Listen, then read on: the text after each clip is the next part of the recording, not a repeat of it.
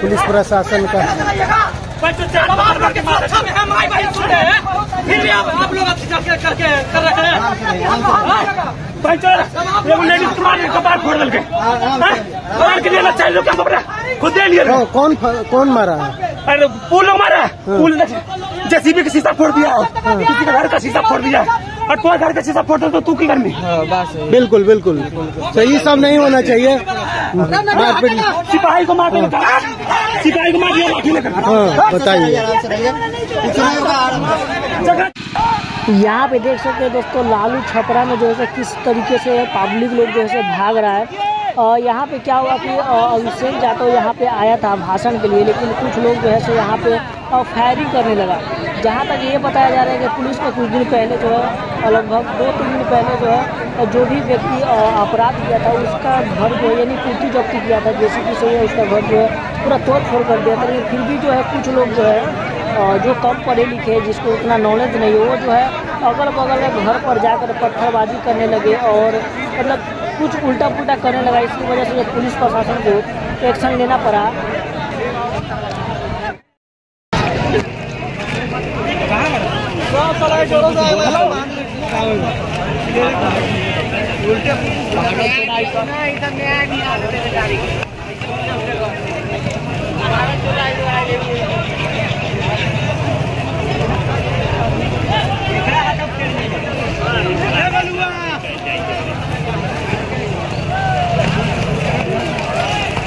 झाला सदा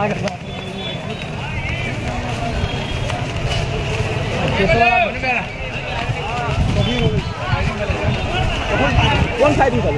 फायरिंग कर लेते हैं। कितना लोग लाइन में फायरिंग करे, कितना लोग उड़िए गए लेकिन लड़ाई पानी में हेल का रे फायरिंग करे बारी में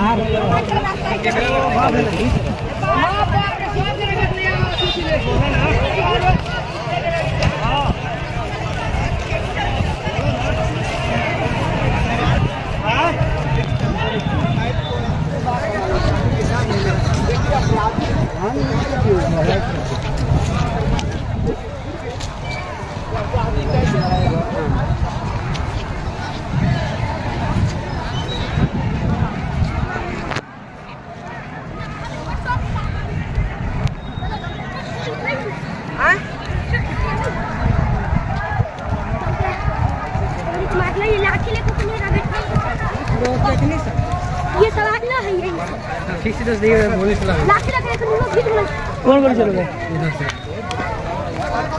ठीक से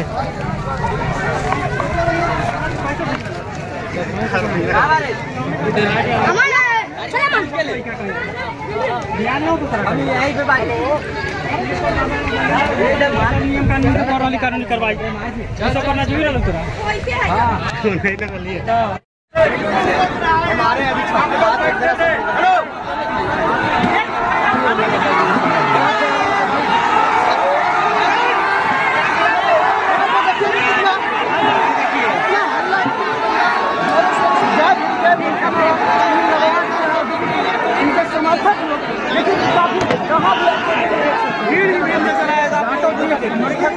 इतने ज्यादा है की समर्थक हर तरह से घेर कर रखे हुए हैं। आप देख सकते हैं यहाँ तक कि मीडिया के लोग भी वहाँ पहुँचना चाह रहे हैं तो उन्हें भी नहीं पहुँचने दिया जा रहा है।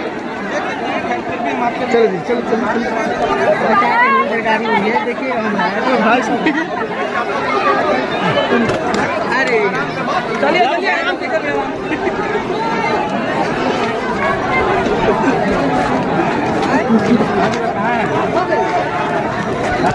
जाना है हम कहाँ क्यों ना घर है जनता लोग से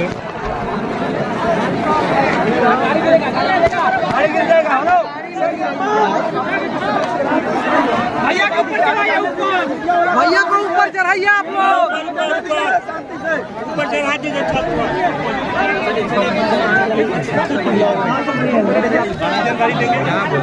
अरे छत पर चढ़ा दीजिए अभिषेक को कहीं जा रहे हैं।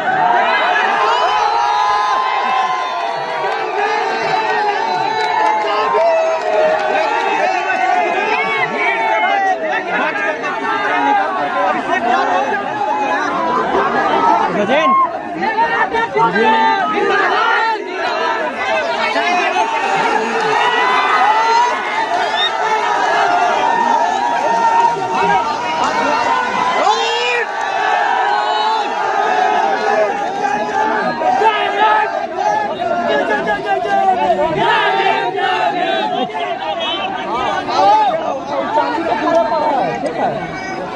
सबसे पहले सभी को जय भीम, जय भारत, जय संविधान।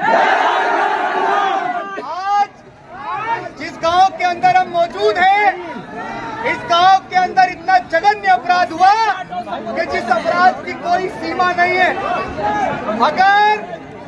अगर इस देश में भारत का संविधान नहीं होता, अगर इस देश का संविधान डॉक्टर बाबा साहेब अम्बेडकर ने नहीं लिखा होता, तो आरोपियों को छठी का दूध याद दिला देते, लेकिन अपनी बहन को मरने नहीं देते। मैं आप सबसे निवेदन करूंगा कि सब लोग शांति बना के रखो, और जिस बात को हम कहने आए हैं वो बात जातिवादी गुंडों और हरामखोरों के कानों तक जाना चाहिए। नहीं जाएगी तब तक हमारे यहाँ आने का कोई फायदा नहीं होगा। आप मुझे बताइए, अभी बीते दिनों हमने आजादी का 78वां गणतंत्र दिवस मनाया कि नहीं मनाया? लेकिन क्या आज भी हम इस देश में स्वतंत्र रूप से आजाद हो पाए हैं? क्या आज भी हमारे लोगों को आजादी मिल पाई है? आज इस देश में ऐसा कृत्य है कि कोलकाता के अंदर भी एक बेटी के साथ जघन्य अपराध हुआ, और उस अपराध में हमको भी बुरा लगा कि देश के अंदर ऐसे हत्यारों को बीच चौराहे पर फांसी के फंदे पर लटकाना चाहिए। हमारा मार्च चल रहा था, हम मुंबई के अंदर थे, हम लोग महाराष्ट्र के अंदर थे, लेकिन यहाँ इस जिले में, इस प्रदेश में आने को इसलिए मजबूर हुए क्योंकि बिहार का शासन प्रशासन ये भूल चुका है कि जो लोग संविधान को हाथ में लेकर चल रहे हैं, की इज्जत आबरू के लिए सम्राट अशोक की तलवार भी हाथ में उठा सकते हैं। अब मैं आपसे पूछना चाहता हूं बिहार के लोगों, मैं आपसे पूछना चाहता हूं मुजफ्फरपुर के लोगों, क्या इस देश में हम लोग मरने के लिए पैदा हुए हैं? क्या इस देश में हम अपनी बहन बेटियों की इज्जत आबरू को लुटवाने के लिए पैदा हुए हैं? देखिए ना, इससे बड़ा शर्म का कोई विषय हो सकता है? इस घटना को हुए 1 हफ्ते से ज्यादा होने वाला है, लेकिन आरोपी अभी तक गिरफ्त में नहीं।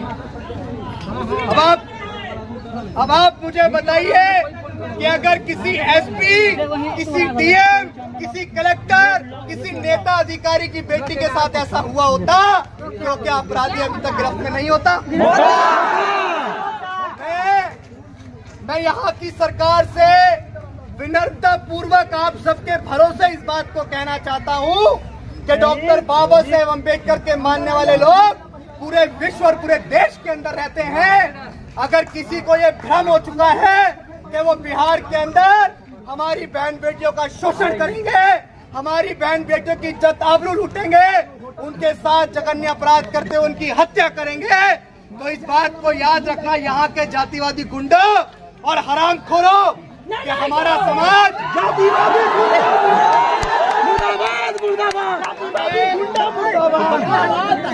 हमें कमजोर समझने की भूल मत करना।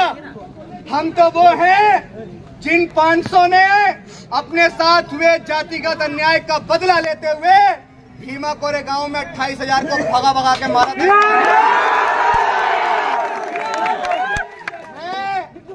यहाँ के लोगों से कहना चाहता हूँ, मैं पीड़ित परिवार से अभी मिला और उसने अपने साथ हुए जघन्य अपराध को बताया कि 45 साल का एक अधेड़ उम्र का आदमी, उसके घर में भी बेटियां होंगी, उसके घर में भी बहनें होंगी, उस अधेड़ उम्र के आदमी ने एक 14 साल की मासूम बच्ची जो अभी पूरी तरह से समझदार भी नहीं हुई थी, उस बच्ची के साथ जबरदस्ती शादी करने का इस परिवार के ऊपर दबाव डाला। उसकी माँ ने मुझे बताया, मेरी माँ ने मुझे बताया, जो आज उस दर्द से गुजर रही है, उसने बताया कि भैया वो जबरदस्ती रूपा से शादी करने को कह रहे थे।